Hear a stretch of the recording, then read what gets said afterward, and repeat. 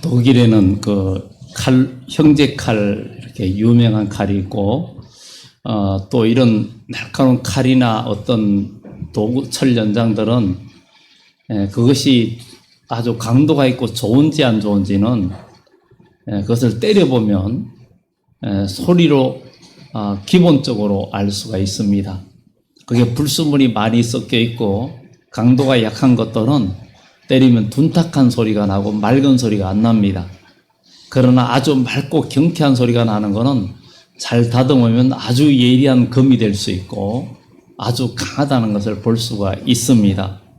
오늘 여러분과 함께하는 그 제목이 내 입을 날카로운 칼같이 그랬는데, 아니 칼은 좀 칼이라는 말, 또 내 입을 날카로운 금같이, 그런데 칼은 양면성을 갖고 있습니다. 사람이 꼭 필요하지만 사람을 살리는 칼이 될 수도 있고 사람을 죽이는 칼이 될 수가 있습니다.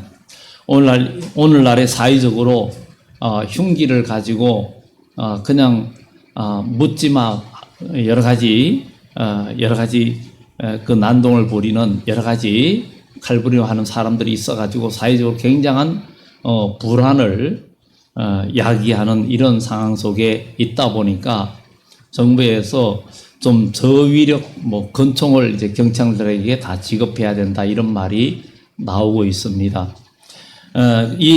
근데 이 의사의 손에 들린 칼은 사람을 살리죠. 근데 우리 그리스도인도 오늘 하나님께서 이사야를 통해서 우리에게 주신 말씀을 내 입을 날카로운 칼같이 만드신다 이렇게 말하고 있습니다. 그래서 오늘 우리 그리스도인들은 여러분들의 입이 날카로운 칼같이 만들어지고 여러분들 입에서 아주 날성검, 아주 좌우에 날성검이 나오는 그런 칼같이 만들어진 그리스도인, 이런 그리스도인이 돼야 되는 것을 오늘 말씀을 나누고자 합니다. 먼저 오늘 이 이사야서를 보면 이사야서에서는 이 49장은 하나님께서 하나님의 택한 백성들을 불러가지고 그들을 어떤 사람을 만들기를 원하냐면 하나님이 쓰시기에 합당한 아주 일꾼을 만드는데, 그 일꾼이 어떤 일을 해야 됩니까? 우리는 그리스도인이고 여러분은 예수님의 이름으로 구원받은 하나님의 백성이니까 여러분들이 구원되어졌으면 여러분들이 또 남도 구원해야 되는데, 그 구원하는데 무엇으로 구원을 합니까? 복음이죠. 복음이에요. 하나님 말씀이에요. 하나님의 말씀은 검이라고도 하고 칼이라고도 하고, 또한 하나님 말씀은 우리 귀의 등이고 빛이라고도 합니다. 우리 인생을 사람들은 이 세상에서 배우는 학문과 모든 사회 경험을 통해서 이 세상을 살아가면 그것을 통해서 잘 살 줄로 생각합니다. 그런데 이 세상 경험이 전무해도, 이 세상에 배운 것이 부족해도 하나님의 말씀은 우리 인생을 가장 완벽하게 복되게 살아갈 수 있는 힘을 우리에게 주시는 것이 하나님의 말씀입니다. 그래서 하나님 말씀은 내 길의 등이요 빛이라 그러는데, 사람들은 그렇지 못하고 자기 마음에 자기가 배운 지식과 경험들이 자기 인생의 빛이라고 생각을 하기도 합니다. 어떤 섬에 작은 교회가 하나 있었는데, 세월이 흐르다 보니까 시골 교회는 지금 심각하게 사람들이 줄어들고 있습니다. 줄어들고 있고, 그런데 거기서 바다 갯벌에서 주로 생업을 이어가고 있는 한 분이 계셔가지고 그분한테 질문을 했다고 그래요. 바다에서 갯벌에서 조개라든가 이런 걸 채취하면서 무슨 이게 어쩌다 보면 물이 들어올 때, 밀물 때 물이 들어올 때 갇히는 사고가 우리가 뉴스에 가끔 나오잖아요. 이 영종도에서도 그런 일이 일어나고 서해 바다는 그런 곳이 많이 있습니다. 그런데 그 바닷가에서 그렇게 오랫동안 그 일하던 사람도 일을 하다 보면 밀물이 들어오는 것을 저녁 때 미처 깨닫지 못하고 아차할 때가 있다는 거예요. 그런데 그런 위험한 일이 올 때 그 깜깜한 밤에 어떡합니까? 그러면은 가장 먼저 해야 할 일은 내가 들고 있는 불을 꺼야 된다. 아니, 깜깜한 이제 밤이 어두워져가 지금 물이 들어오는데 위험한데, 그 제일 먼저 해야 할 일이 자기가 들고 있는 불을 꺼야 된다는 거. 그래서 의아해서, 아니, 지금 위험한데 불을 끄면 어떡하며? 불을 비추면서 나와야 되지 않습니까? 그런데 불을 안 끄면 방향을 잘 못 찾고, 그리고 지금 위험한지 안 한지를 더 구분하지 못한다는 거예요. 자기가 들고 있는 불을 꺼야 보인다는 거예요. 우리가 어릴 땐 시골에는 도로 포장이 전혀 안 돼 있어가지고 정말 밤에 교회 갈 때는 이 비 오고 난 다음에는 갈 때는 바닥이 매끈해 보이거나 반짝반짝하는 곳을 밟으면 물입니다. 아무것도 안 보이는 곳만 밟아야 괜찮은 거예요. 그런데 그 갯벌에서도 나오는 게 불을 다 끄면은 길이 보인다는 거예요. 이것을 보면서 오늘 주님 앞에 나오신 여러분들은 주의 말씀은 내 길의 등이고 빛이라 그랬기 때문에 내가 의지했던 등불은, 내가 가지고 있던 지식, 내가 가지고 있던 경험들은 아무리 뛰어나도 하나님 앞에서는 무용지물입니다. 베드로가 고기 잡는데 베테랑이지만 예수님은 고기 잡아본 분이 아니고 예수님은 목수일을 했던 분이에요. 그런데 예수님께서 바닷가에서 말씀을 가르치고, 그런데 그날 베드로는 밤새도록 고기를 못 잡은 날이에요. 그런데 하나님 말씀을 가르치고 난 후에 베드로에게 저 깊은 곳에 가서 그물을 던져라. 고기 잡는 상식도 전혀 모른다고 생각할 수밖에 없어요. 고기를 주로 잡으러 가면 밤에 가서 잡는데 그것도 낮에는 그 깊은 곳에 고기가 잡히질 않는 곳입니다. 그런데 깊은 곳에 가서 그물을 던져라. 그 말을 들은 베드로는 이미 하나님 말씀을 들으면서 뭔가 그 마음에 말씀에 순종해야 되겠다는 마음이 생긴 거예요. 그래서 주여, 잡은 것이 없지만 말씀에 의지하여 그물을 던지리이다. 그리고 와서 던졌더니 그물이 찢을 정도로 잡혔습니다. 그러니까 베드로는 예수님 앞에 와서 무릎을 팍 꿇으면서 주여, 나는 죄인입니다. 나를 떠나소서. 자기가 그 경험이 많고 경험대로 살아가는데 그게 인생의 전부가 아니고 불행이라는 거예요. 참된 행복이 아니라는 거예요. 그런데 지금도 하나님 말씀은, 살아있는 말씀은 여러분들을 복된 환경으로 이끌어가고 여러분들을 영생으로, 축복의 환경으로 이끌어갈 수 있는 말씀이 바로 이 성경입니다. 이 성경은 천지를 창조한 말씀이고 지금도 하나님 말씀대로 세계 역사는 그대로 이루어져 가고 있고 진행되어 가고 있습니다.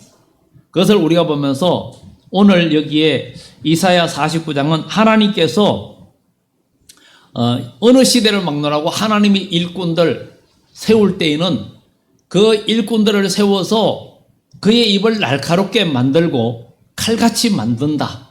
그런데 그 만드는 과정이 있는 거예요. 칼을 날카롭게 갈지 않으면 일도 못하고 하는 것처럼 정말 하나님께서 하나님 백성을 입을 날카롭게 만들어줘야 하나님의 일꾼이 될 수 있는 거예요. 시골에서 저는 농사도 지어봤고 나무도 많이 베어보고 풀도 많이 베어봤는데 풀을 많이 베거나 이런 데 가면은 낫을 2개씩 3개씩 아침에 갈아가지고 갑니다. 안 그러면 많이 할 때는 아예 숫돌도 가져가요. 쓰다 보면 칼날이 무뎌져요. 낫이나 이런 것들이 무뎌져요. 근데 무뎌진 걸 하면 굉장히 힘이 듭니다. 그러면 잠시 쉬면서 숫돌에다가 낫을 아주 예리하게 갈면은 또 잘 듭니다. 그런데 우리는 하나님께서 우리를 그렇게 만드신다는 거예요. 그런데 하나님께서 우리 인생에 입술의 칼을 날카롭게 만드는 방법은 따로 있습니다. 따로 있습니다. 제가 청년 때 과거에 80년대에 보통 어른들은 다 알아요. 삼천교육대를 갔다 온 어떤 형제가 있었어요. 근데 그 형제는 삼천교육대 갔다 오고 나더니 아주 성격이 거칠어졌어요. 굉장히 거칠어졌어요. 많은 어려움과 고난은 많이 겪었는데 그것이 그를 거칠게 만들었어요. 그리고 보통 이제 사람들이 세월이 흘러서 연세가 많아지면 한 가지 생각에 딱 굳어버리고 어떤 습관이든 잘 안 고친다고 해요. 그래서 고치기가 세월이 흐를수록 고치기 어렵다 그래요. 그래서 젊은이들은 무한한 가능성이 있는 것은 모두를 수양하고 자기를 고칠 수 있는 가능성이 많은 나이대가 보통 청년의 때, 어린 때라는 거예요. 그리고 사람들이 인생 산전수전 다 겪어가지고 자기 어떤 생각이 굳어진 사람은 절대 바뀌지도 않을 뿐만 아니라 굉장히 강해집니다. 어떤 만약 사기나 어려움을 많이 겪은 사람은 그런 문제에 대해서 이야기하면 단호하게 말을 합니다. 그리고 쏘아 넘어가지 않습니다. 그런데 우리 하나님은 우리 그리스도인을 영적으로 입이 날카롭게 만들려고 하십니다. 사람이 하나님의 말씀과 성령으로 다듬어져서 영적으로 말씀으로 입이 날카로워진 사람은 사람을 죽이지 않고 살립니다. 살려요. 그런데 하나님 말씀과 성령으로 단련이 되지 않고 인본주의로 살고 아직 하나님 말씀이 단련되지 않은 사람은 그 말이 남을 죽이는 칼이 나오는 거예요. 죽이는 칼이 나와요. 그래서 남에게 상처를 주고, 그래서 육적인 말을 하는 것은 감정에 의해서 말을 하고 기분에 의해서 말하고 치우친 말을 하고 이러다 보니까 남에게 아픔을 주고 상처를 주는 거예요. 오늘 우리는 사람이 화가 나면 함부로 말할 수 있지 말 안 하는 사람 어디 있냐고 그러지만 인간으로서는 안 돼요. 그런데 하나님의 성령이 말씀과 성령이 우리를 지배하고 우리를 만들면 됩니다. 그것이 됩니다. 이 세상에 야고보서에도 사람의 혀는 너무 길들일 사람이 없다 그랬어요. 그렇지만 하나님은 길들일 수 있습니다. 하나님은 길들일 수 있어요. 사람은 짐승을 길들여요. 그런데 하나님은 사람을 길들입니다. 길들이는데 우리는 정말 우리의 입이 날카로운 자가 되려면 어떤 사람이 되어야 되는가? 오늘 본문에도 하나님께서 하나님의 백성이 이렇게 날카로워지고 입이 날카로워지는 것은 하나님의 말씀과 성령 안에서 고난과 역경을, 그러니까 7절에 보면 이스라엘 구속자, 이스라엘 거룩한 이신 여호와께서 사람에게 멸시를 당하는 자, 백성에게 미움을 받는 자, 간원들에게 종이 된 자에게 이같이 이르시되, 이것은 하나님의 백성이 말씀대로 살면서 그 믿음을 지키기 위해서 살아가면서 당하는 고난과 역경을 겪으면서 믿음의 증거를 경험하는 거예요. 우리 그리스도인이 예수 믿고 믿음 안에서 구원받았으면 우리는 이제 자라나야 됩니다. 자라나는 것은 말씀을 먹어야 돼요. 아이가 태어나면 젖을 먹고 그것을 먹다 보면 이유식도 먹고, 이가 나면은 이제 부드러운 음식을 먹고, 이가 다 나면 딱딱한 것도 먹고, 그래가지고 골고루 먹으면서 몸이 건강하게 키와 몸과 지식과 지혜가 모든 게 자라나야 돼요. 그래야 정성이죠. 우리가 지난주에 성인 아이에 대해서도 얘기했어요. 우리가 구원을 받았으면 하나님의 말씀을 먹고 요한복음의 말씀처럼 영생 양식을 먹고 우리의 믿음이 자라야 돼요.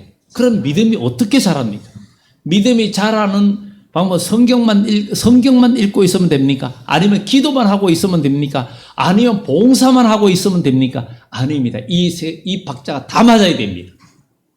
말씀과 기도와 우리의 믿음의 그 수고가 다 합쳐질 때 우리의 신앙은 자라게 돼 있어요. 사람이 음식을 먹고 계속 누워있다가 음식만 먹고 누워있다가 먹고 누워 자고 먹고 누워 자고 이러면은 몸이 병들거나 문제가 생겨요.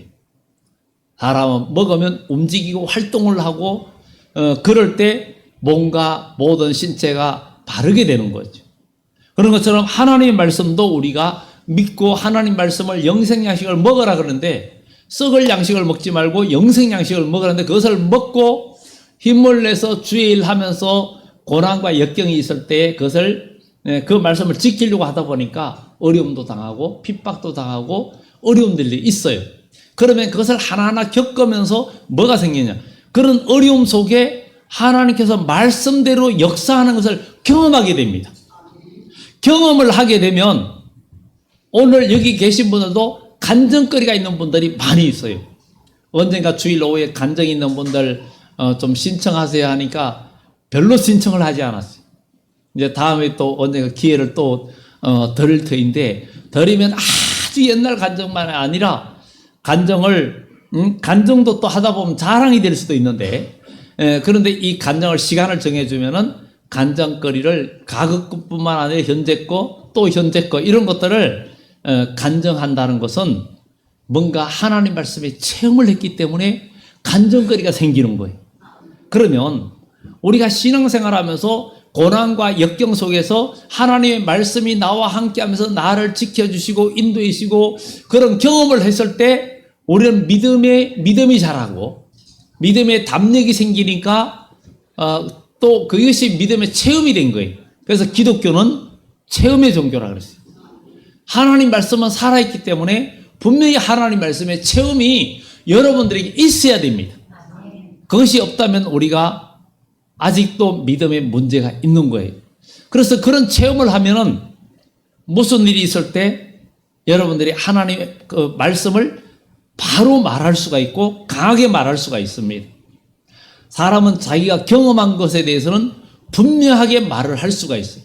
여러분들 여기에도 각 분야의 전문가가 있어요. 각 분야의 전문가는 거기에 대해서 경험을 많이 했기 때문에 아주 작은 것만 봐도 어디가 문제인지 어디가 고장났는지 아니면 의사는 어디가 아픈지 이런 걸 다 알아요.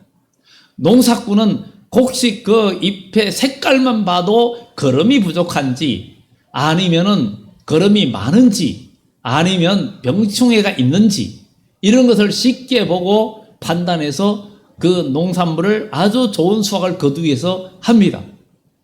각 분야에 그런 전문가가 있는 것처럼 우리는 하나님의 말씀을 단면으로 이 성경 66권의 말씀은 여러분 인생을 평생 살아가는데 조금도 부족함이 없는 여러분의 인생의 백과사전이에요. 어떤 문제도 이 성경에는 해답이 다 들어있단 말입니다. 다 들어있어요. 그러면 이 성경 말씀을 통해서 여러분들의 신앙이 하나하나 경험을 쌓아갈 때 여러분들이 어떤 일이 있으면 하나님 말씀을 분명히 말할 수 있는 힘이 생겨요. 힘이 생겨요.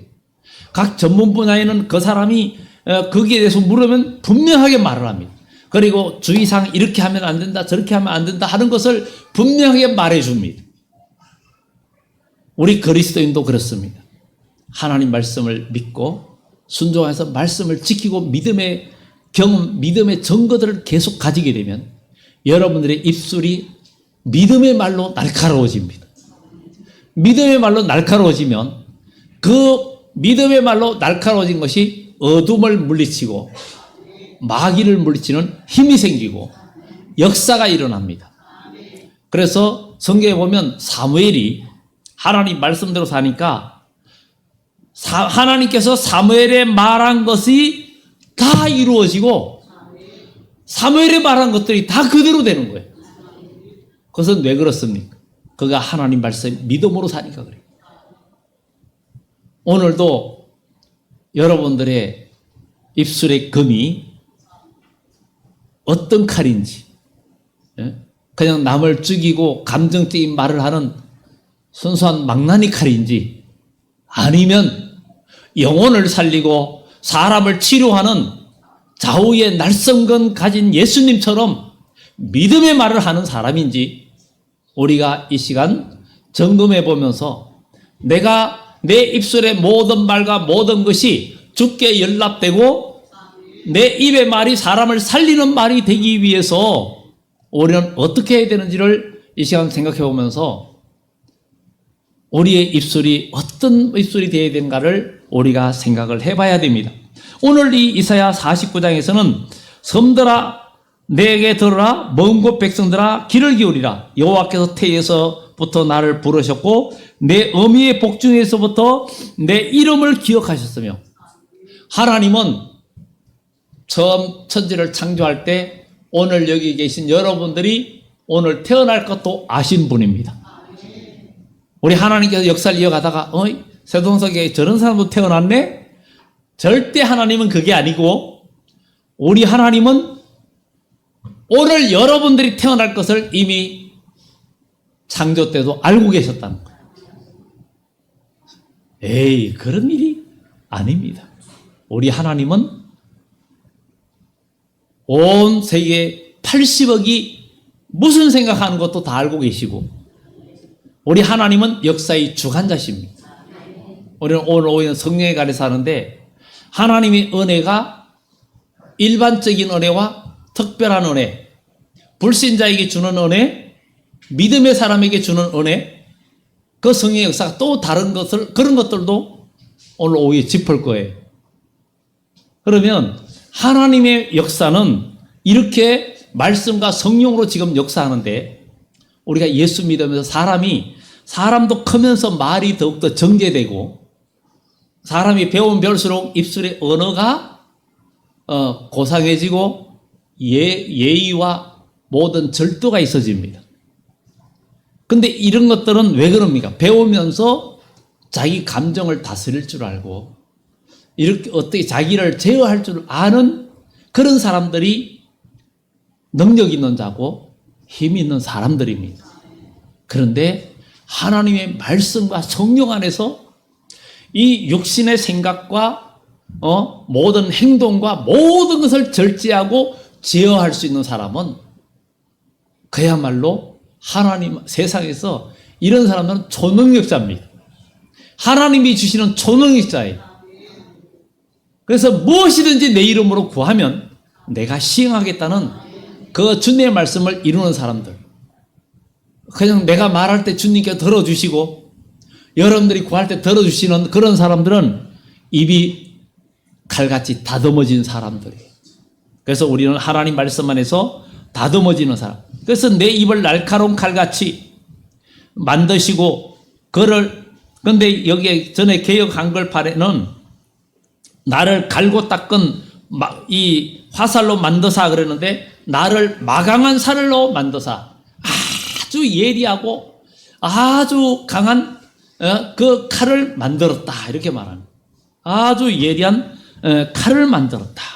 마강한 칼을 만드셨다.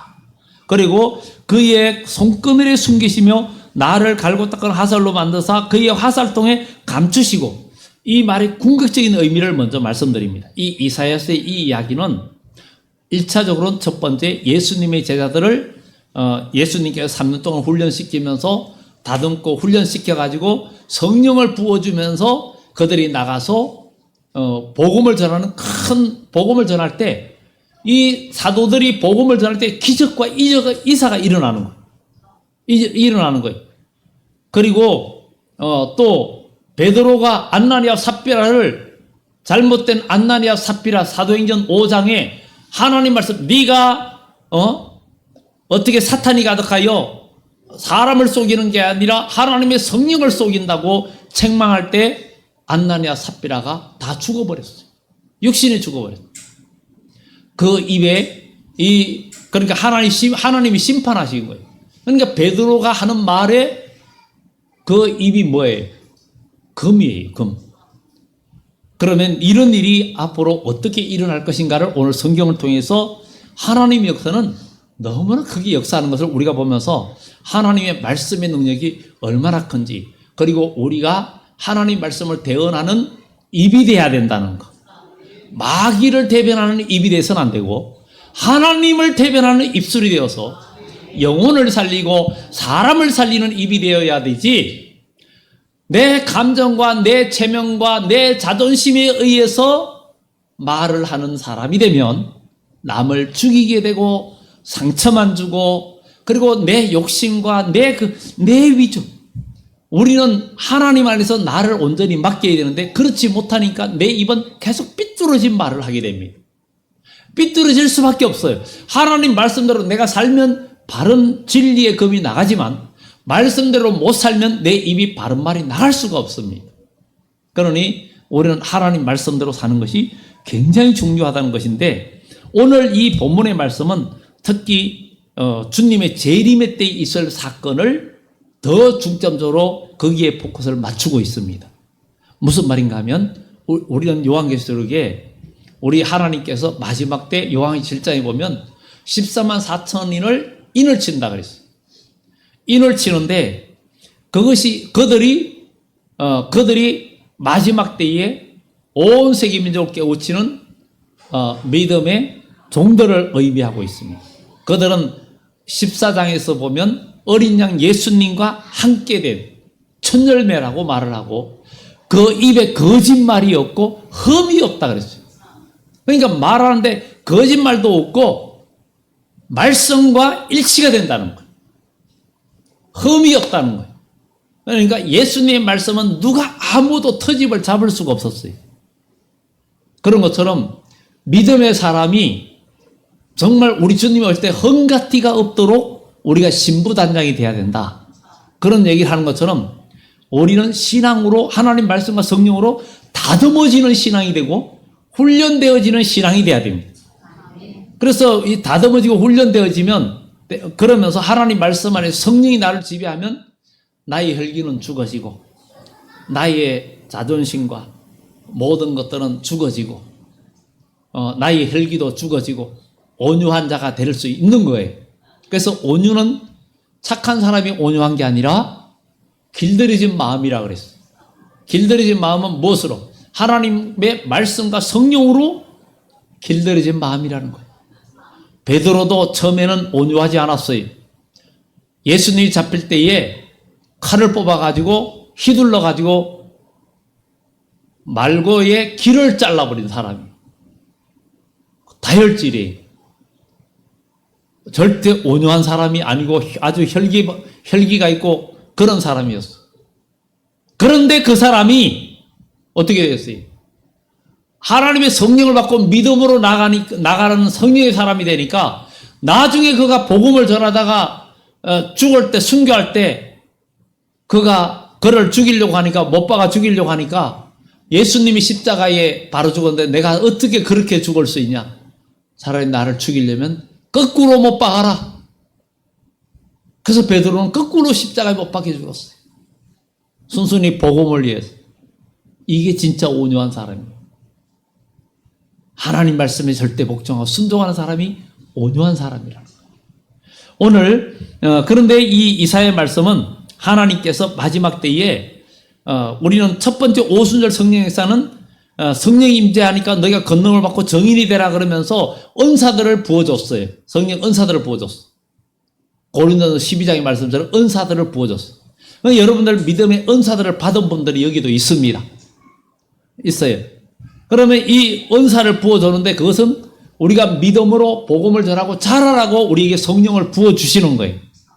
알고 보면 여러분들 거의 여기 계신 분들 하나님께서 구원받은 자들에게는 은사가 여러분들에게 크든 작든 어떤 형태로든 여러분들에게 옵니다. 그래서 자기 은사를 여러분들이 개발을 해야 되는데 하나님 말씀과 성령 안에서 기도하고 나가면 하나님은 여러분들에게 맞게끔 여러분들의 은사를 사용할 수 있는 힘과 모든 지혜를 주십니다.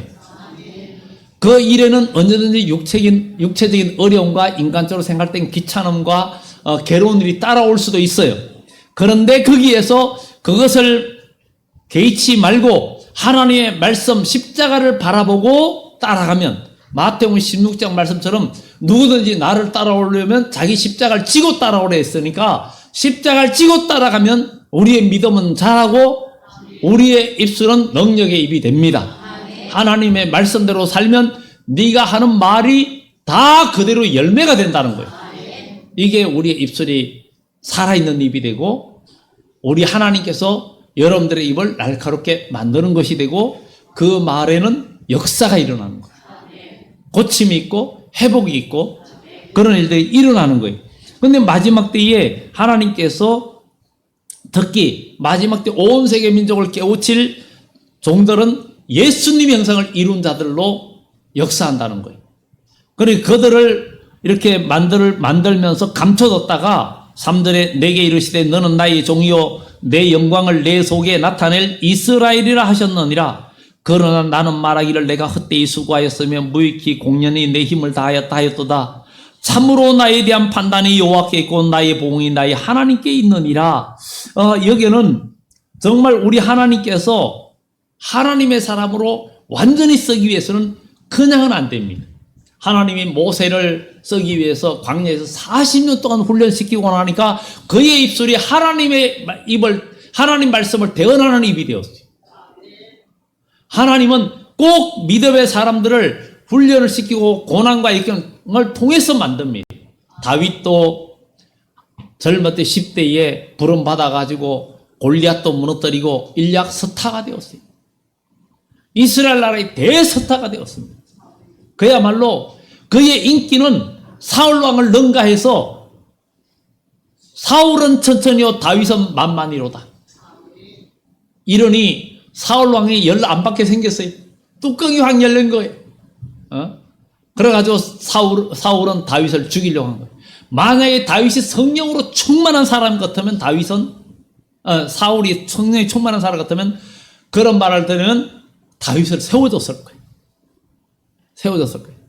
오늘도 우리가 믿음으로 충만하고 하나님의 성령으로 충만하면 여러분이 전도한 사람이나 누가 믿음의 초신자들이나 이런 사람들이 믿음이 성장해가지고 교회에서 나보다 더 큰 일하고 더 큰 직분을 받고 하면은 축하해주고 막 기뻐 보람을 느끼는 그런 사람이 될 거예요. 그런데 육의 사람이면 저게 내가 전도했는데 내가 가르쳐줬는데 어떻게 나보다 더 잘 나가네 이런 생각을 하게 되면 우리는 육의 사람이라. 더 우리의 마음은 부모는요 자식이 더 크게 되면 더 기뻐요. 이런 것처럼 우리가 이런 마음을 갖고 있으면 하나님이 그 사람에게 복을 안 줄 수가 없는 겁니다. 그러면서 우리의 심령은 점점 밝아지고 넓어지는 그런 그리스도인이 되어져야 된다는 거예요. 오늘 여기에 이렇게 무익히 고생하고 고난 당했다 뭐 이렇게 했지만 그러나 여호와께서 5절에 보면 이제 여호와께서 말씀하시나니 그는 태에서부터 나를 그의 종으로 지으신 이시요 야곱을 그에게로 돌아오게 하시는 이시니 이스라엘이 그에게로 모이는도다. 많은 시련과 고난이 있지만 하나님이 보시기에는 존귀한 자라는 거예요. 여러분 믿음으로 사는데 고난 당하는 사람, 저 사람 예수 믿는데 왜 저렇게 어려움이 많고 힘들어? 사람들이 돌아가고 에이구 뭐 모르는 거예요. 근데 제가 언젠가 얘기했잖아요. 정말 믿음으로 사는데 고난과 역경이 많아. 환난도 많고 뭔가 이야기거리도 많아. 근데 하나님께서 그에게 영적인 복을 주고 있는 사람이구나 하는 것을 느낄 때가 많습니다. 저 사람 지금 복을 받고 있구나. 다윗이 고난당에 쫓겨다닐 때 사람들은 다윗이 참 불행한 사람이라고 생각했어요. 근데 믿음의 사람이 되면 다윗이 지금 엄청난 복과 은혜 가운데 연단받고 있는 사실을 아는 사람 별로 없었어요. 예수님이 십자가에 못 박힐 때 사람들은 예수님을 저주받은 사람이라고 생각했다니까요. 오늘 믿음의 사람이 고난당할 때 사람들은 저 사람 교회 다니는데 왜 저렇게 어렵고 힘들어? 그러는데. 그런데 아니에요. 하나님이 그를 연단하고 다듬고 그를 정말 복주는 사람으로 주님의 형상으로 만들어지게 복주려고 만드시는 일이 많다는 거예요. 어느 회사 그룹의 회장은 자기 자녀를 이어가게 하려면 경영학이나 뭐 이쪽으로 공부를 시키고 뭔가 막 훈련을 시키려고 막 그냥 합니다. 그래야 그 회사를 이끌어갈 역량을 키워야 되잖아요. 우리는 하나님의 나라 일꾼 되기 위해서는 복음과 함께 고난을 받아라. 그리고 너희가 여러 가지 시험을 당하거든 온전히 기쁘게 여겨라. 그러니 우리 신앙생활하면서 교회생활하면서 교회는 다 부족한 사람들 지금 다 완전한 의사 대신 예수님에게 병 고치러 왔는데 우리는 다 환자예요. 다 환자고 부족한 사람들이. 근데 우리가 예수님한테 완전히 고침을 당하면 영생을 얻고요. 예수님한테 고침을 당하면 하나님의 상급도 받아요. 그러니 그래서 성경은 이사야 55장에 누구든지 와라. 돈 없는 자도 누구든지 와서 값없이 포도주와 젖을 사라. 이 세상의 병원은 여러분들이 벌은 돈, 인생 다 그냥 다 갖다 줘야 됩니다. 그런데 하나님은 우리를 부유하게 하시고 우리에게 복을 주십니다. 세계 기독교가 들어가는 곳마다 하나님은 거기에 복음의 역사를 하셨고 지금까지 인도해 주셨습니다. 그래서 여기에 보면 그 5절 중간에 보면 그러므로 내가 여호와 보시기에 영화롭게 되었으며 나의 하나님은 나의 힘이 되셨도다. 하나님이 보시기에 영화롭게 되었고 나의 하나님은 나의 힘이 되셨다. 사람들이 볼 때는 아니요. 그렇게 됐다는 거.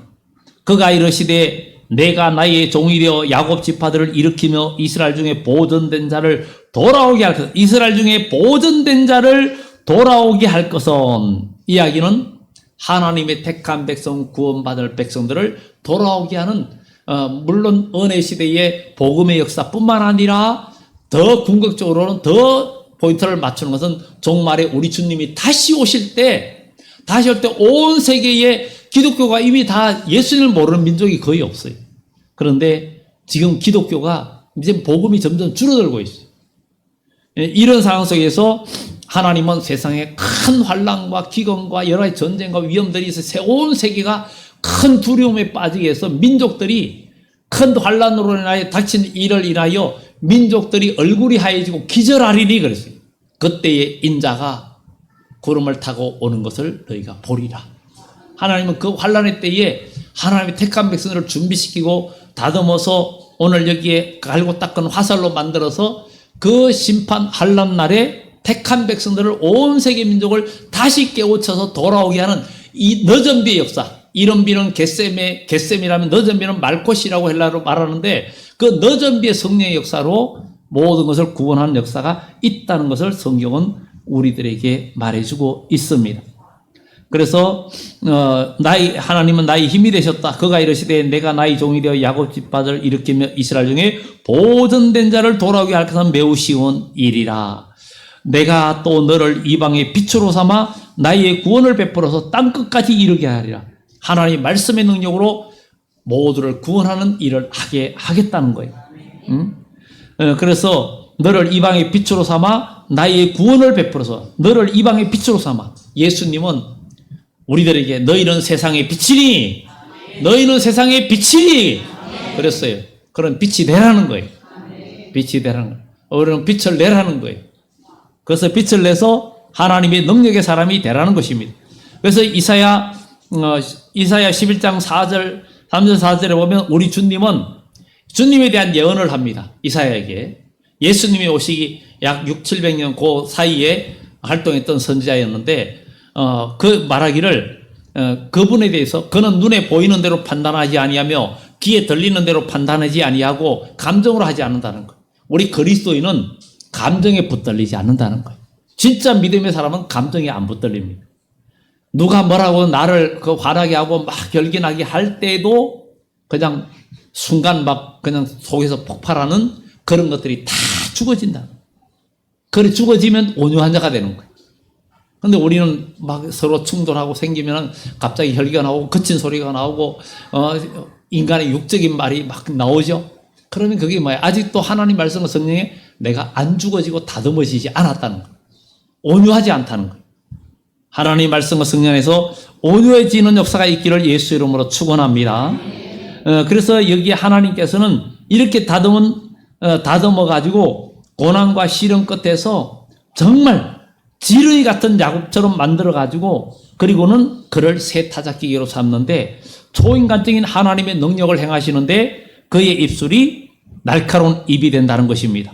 그래서 이사야 11장 4절에 눈에 보는 대로 귀에 들리는 대로 판단하지 않고 공의로 가는 자를 심판하고 입술의 막대기로 세상을 치고 입술의 기운으로 악인을 죽인다 그럽니다. 입술의 기운으로 악을 죽이고 죄를 없이 하고 입술로 사람을 살리는데 요한계시록 1장의 밤모섬에 사도 요한이 밤모섬 의미는 송진이라는 의미를 갖고 있다고 그랬어요. 우리 요한계시록 강의할 때. 그것은 고난이죠. 송진은 나무에는 고난이에요. 고난.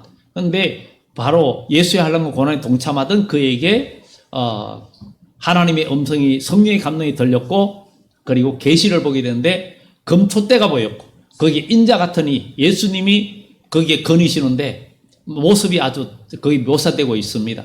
그런데 그의 입에서 좌우의 날성금이 나오더라. 좌우의 날성금이 나온다고 이야기합니다. 그리고 또 성경에는 정말 요한계시록 11장 5절 그 4절 5절 이하에도 하나님께서 정인들에게 건세를 주는데 그들이 굵은 베옷을 입고 다시 예언한다. 말씀을 선포한다는 거예요. 하나님의 백성들을 살리고 치료하기 위해서. 그런데 그때에 만일 누구든지 그를 해하고자 하면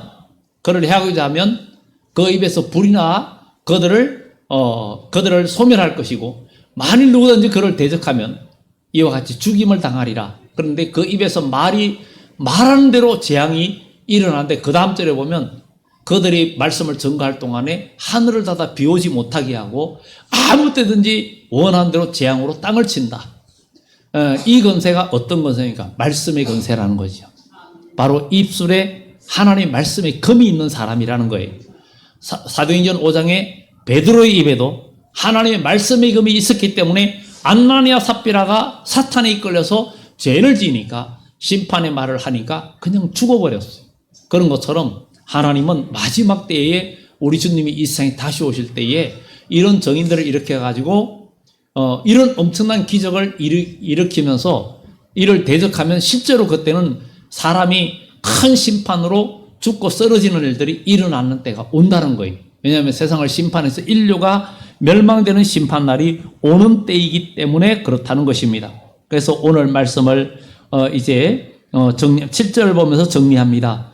이스라엘의 구속자, 이스라엘의 거룩한 이신 여호와께서 사람에게 멸시를 당하는 자, 백성에게 미움을 받는 자, 가난들에게 종이 된 자에게 이같이 이르시되. 왜 이렇게 미움당하고 이런 고통을 당합니까? 하나님 말씀대로 살려니까. 사람들이 교회를 신앙생활 열심히 잘 못하는 것은 세상하고 짝을 짓다니까 말씀대로 살려니까 세상 사람들이 우리를 싫어해. 문화가 달라요. 우리는 천국 백성 하늘의 시민권을 가진 사람은 천국 시민의 생활을 해야 되는데 그런데 예수 믿으면서 천국 시민의 생활을 하지 않고 교회는 다니는데 세상에 속해 살다 보니까 하나님 거로 못 오는 거예요. 하나님 거로 오면 세상 친구하고 멀어져야 되는데 이게 안 되는 거예요. 우리는 두 길을 갈 수가 없습니다. 생명길을 가야 되고 믿음의 길을 가야 됩니다. 그리고 복을 누려야 되는데 마지막 때에도 그렇고 이렇게 고난당하는 그런 자들 말씀을 지키려고 하니까 미움을 당하는 거예요. 그래서 공산주의는 기독교를 제일 싫어합니다. 굉장히 싫어해요. 그래서 6.25 때도 기독교는 가장 어려움을 당했고 박해를 당하고 있고 마지막 때는 온 세계가 기독교를 에워싸고 사방으로 에워싸는데 서갈에서 에워싸는 그들이 가시가 되고 뭐가 되냐면 가시 덤불이 될 것이고 에워싸임을 당한 하나님의 백성은 불이 될 것이라고 했어요. 그러면 뭐예요? 에워싼 가시 덤불이 다 불타버리죠. 그런 심판이 있을 것이라고 성경은 말합니다. 마지막 때 온 인류가 천만이 쓰러지는 그때에도 하나님의 택한 백성들은 하나님께서 살려주시고 구원해 주신다는 것이고 또 7절 마지막 부분에 보면 가난들에게 종이 된 자에게 이같이 이르시되 왕들이 보고 일어서며 고관들이 경배하리니 이는 이스라엘의 거룩하시니 신실하신 여호와 그가 너를 택하였습니다. 고난 중에 택하고 연단받고 훈련받은 그들이 세계 민족을 구원하고 깨우치는 그런 일들을 복음의 파수꾼의 일을 하는데 그 입에서 날카로운 말씀의 금이 나오니까 사람들을 살리고 반대하는 그 대적하는 자들은 죽게 되는 그런 심판날이 온다는 것. 그래서 요한의 11장 5절 이하에 아무 때든지 원하는 대로 재앙으로 땅을 친다. 말하는 대로 하나님께서 기적이 일어나고 엘리야가 말하니까 그대로 기적이 일어나고 하는 것처럼 오늘 이제 여러분의 입술이 하나님의 말씀을 대언하는 입술이 되고 여러분의 내 입을 날카로운 칼같이 만드시고 이것처럼 이제 하나님의 말씀을 말씀 안에서 여러분의 입술이 날카로운 칼같이 되기 위해서는 말씀대로 살면서 나가면 여러분들이 신앙의 경험과 경륜이 쌓이면서 여러분의 입술이 날카로워지고